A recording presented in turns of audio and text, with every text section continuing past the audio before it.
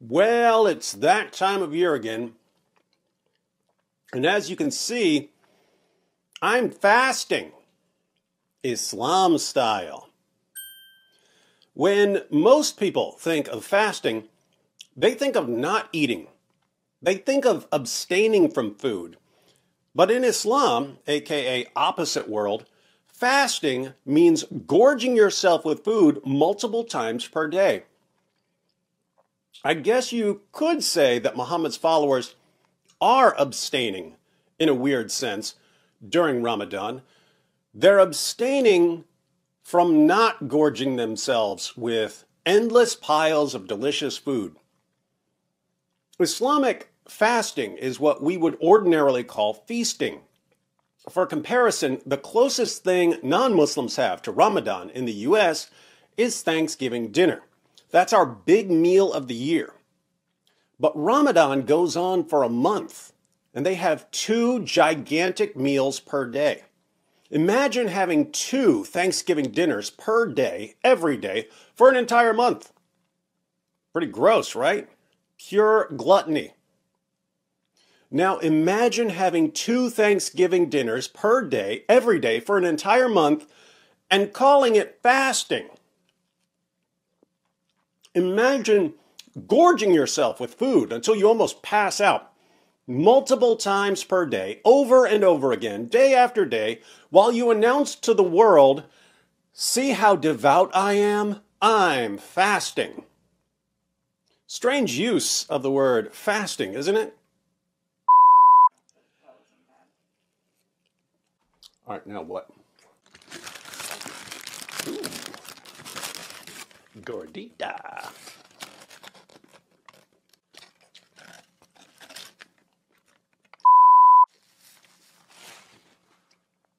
Ramadan fasting is what we might call trans fasting. It's feasting that identifies as fasting.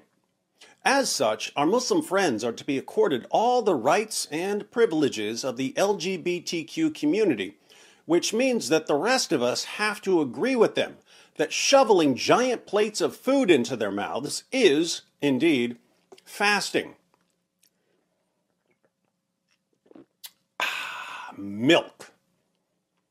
See how easy it is to call something by a completely different name from what it actually is? If you're new to the fast of Ramadan, hope I don't get canceled for that slip. If you're new to the fast of Ramadan, here's a brief introduction.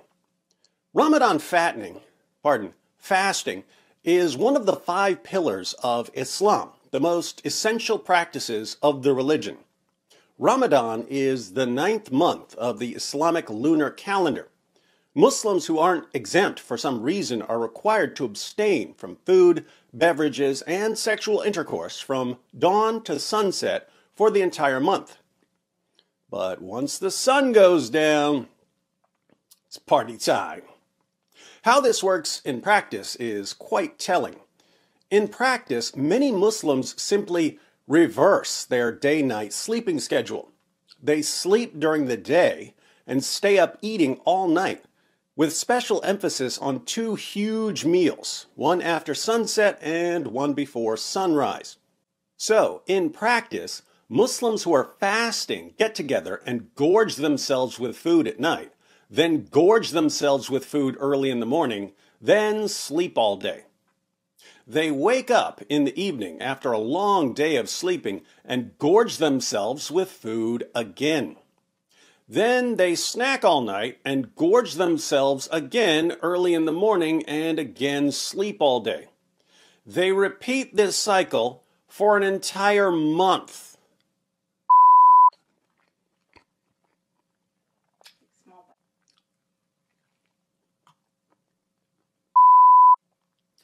One of the main reasons I think it's utterly ridiculous to call this month-long cycle of binge eating and sleeping fasting is that my ordinary everyday schedule would almost qualify as Islamic fasting, minus the binge eating and the endless terrorist attacks we call the Ramadan Bombathon. As many of you know, I have 5 sons. 2 of them have been on life support their entire lives. They have a rare genetic muscle disease. We can't leave them alone. Some years we have a night nurse, but we don't now. So I stay up with them all night, every night. I sleep during the day. My last meal before I go to sleep is around 5 a.m. So I'm done eating before sunrise. I go to sleep around 7 or 8 in the morning. I wake up around 3 or 4 in the afternoon. My first meal of the day is around 5 or 6 o'clock in the evening. True, that's a little before sundown right now, but it would be very, very easy for me to shift my schedule slightly so that I only eat breakfast after sundown. Now, if I were to shift my schedule slightly, eating my first meal after sundown and eating my last meal before sunrise, can anyone say with a straight face that I would be fasting? According to Islam, I'm almost fasting all year long. Should I go around bragging about what a devout religious person I am because of all the fasting I do? Do you have any idea how insane that sounds? Think about it. Lots of people around the world, and lots of people down through history, eat their last meal of the day around 6 or 7 p.m. They eat breakfast around 6 or 7 a.m. Would anyone say that all these people are fasting because they go 12 hours without eating? Of course not. Well, what if they suddenly get night jobs and reverse their schedules? Is it fasting then? According to Islam, yes, it's fasting.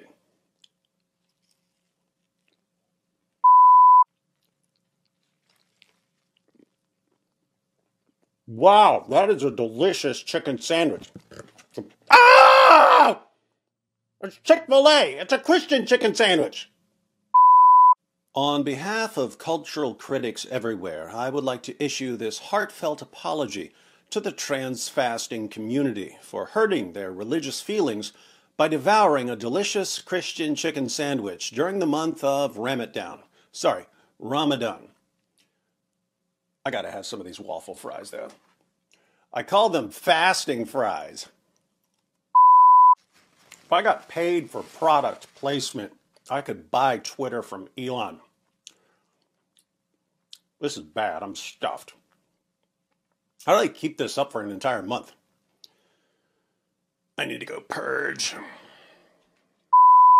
All right, I'm back and ready for Ramadan round 2. According to scholars, Ramadan is Arabic for eating disorder. Vimto is now like the official drink of Ramadan. It's pure sugar. I think Vimto is the Arabic word for diabetes. Tastes like carbonated cherry pancake syrup. You may be wondering, David, why do you care about this trans fasting? If people who are gorging themselves with food want to identify as fasting, who are you to judge? Well, there are two main reasons I'm talking about this. One, Ramadan is destroying Muslims physically. And two, Ramadan is destroying Muslims spiritually. First, the physical. We don't need a prophet to tell us that filling your belly with horribly unhealthy food multiple times per day for an entire month every year is bad for you. There's a sharp rise in hospital visits during Ramadan, many of them due to digestive problems. There's a surge in uncontrolled diabetes cases because of Ramadan. Thanks to Ramadan, obesity is on the rise in Muslim countries. Gulf countries are now among the fattest countries in the world. But as long as they don't eat pork, it's all halal, am I right? Food retailers have to start stocking up at least a month before Ramadan in order to keep up with the increase in food sales. Food bills increase by 50 to 100% during the month of fasting. And depending on the area, food bills can increase much more. Medical journals still find this confusing. They say things like, surprisingly, weight gain and not weight loss was reported after Ramadan by Saudis, which indicates timely needed lifestyle and dietary modification programs for a population which reports one of the highest prevalence rates of diabetes. Yes, shocker. A month of binge eating every year leads to health problems. There are tons of studies reporting these kinds of issues, and when you point out what Ramadan is doing to the Muslim community, Muslims reply, "But we don't all do that." Okay, there may be exceptions, but the statistics show this is a massive problem everywhere Islam goes. But it gets worse. Keep in mind that not everyone who's trans fasting can sleep all day. Some people have to go to work during the day after partying all night, but then they can't even have a sip of water while they're working, leading to a range of medical emergencies, heat stress, traffic accidents, and so on. But as long as they don't drink a beer, it's all halal, am I right? Productivity drops between 35 and 50% during Ramadan. Imagine being less productive while giving yourself diabetes and going into debt to pay for all the food you're shoving down your gullet. What a religion. Islam? More like morbidly obese Islam. So, Ramadan causes lots of health problems for trans fasting Muslims, but that's just the physical. There's also the spiritual. Muslims claim that they follow Jesus. They say, "We follow Jesus more than you Christians." Now, what they really mean when they say this is that they follow what Muhammad said about Jesus. They claim to follow all the prophets, but they're just following what one false prophet said about all the prophets. So at the end of the day, they're still following one false prophet and no one else. They definitely don't follow the Lord Jesus Christ, who was the all-time king of exposing religious hypocrisy. In Matthew 6, Jesus condemns religious practices that are meant to impress other people, acts of righteousness that are just for show. He talks about giving to charity and prayer, and then he says this about fasting. Matthew 6, verses 16 through 18. "And when you fast, do not look gloomy like the hypocrites, for they disfigure their faces, that their fasting may be seen by others. Truly I say to you, they have received their reward. But when you fast, anoint your head and wash your face, that your fasting may not be seen by others, but by your Father who is in secret. And your Father who sees in secret will reward you." Notice, Jesus condemns fasting that's meant to be seen by others.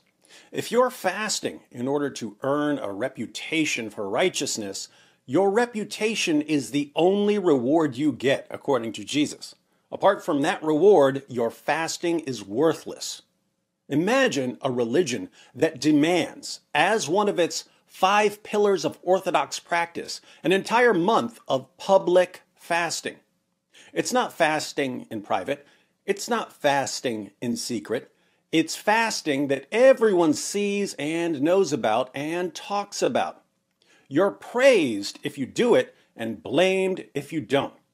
You literally announce to the entire world that you're fasting. That would be bad enough. But imagine what Jesus would think of this public fasting if it weren't even fasting.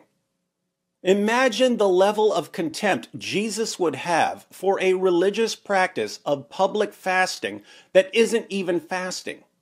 In other words, imagine a religion that encourages people to pretend to fast and to praise each other for fasting, even though they're actually gorging themselves with food multiple times per day. Jesus criticized people who were actually fasting but who wanted other people to know that they were fasting. He called them hypocrites, even though they were fasting.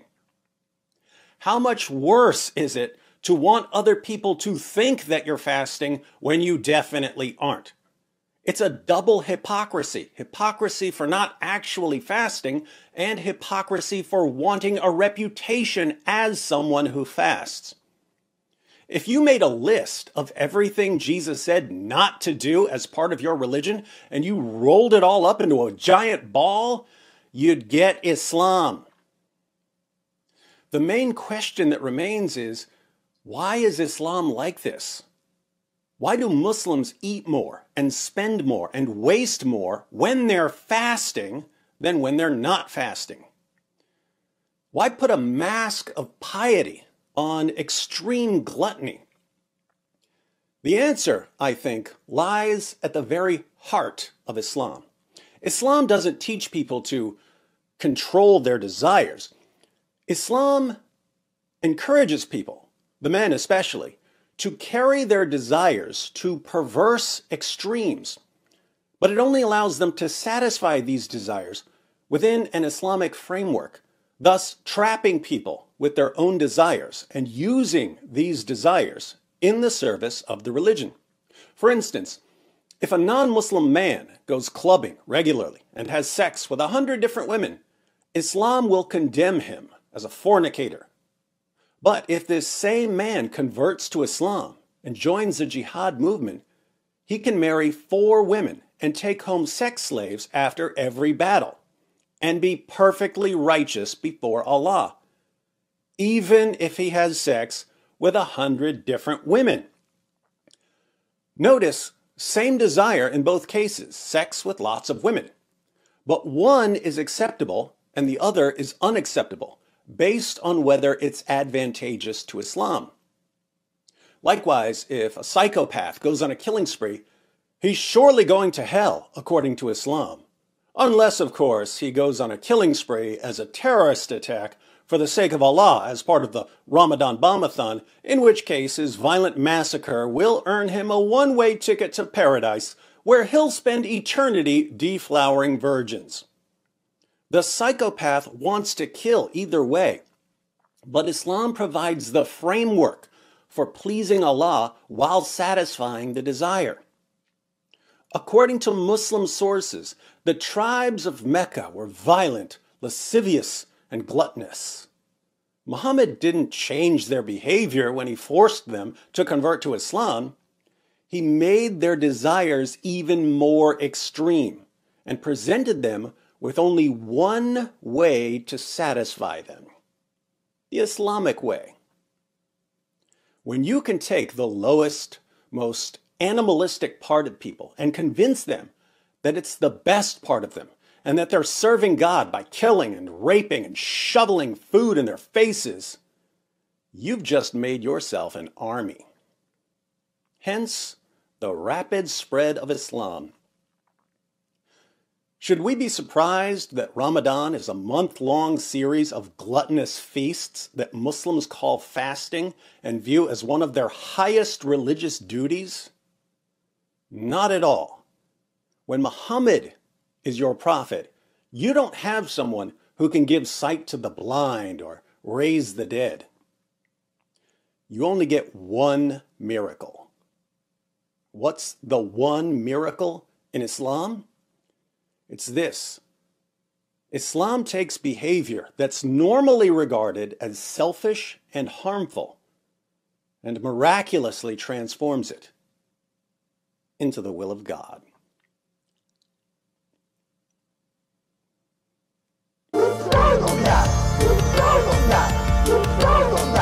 It just backfired on you. It just backfired on you. This is a part of a religion. There's a reason to it. Yeah?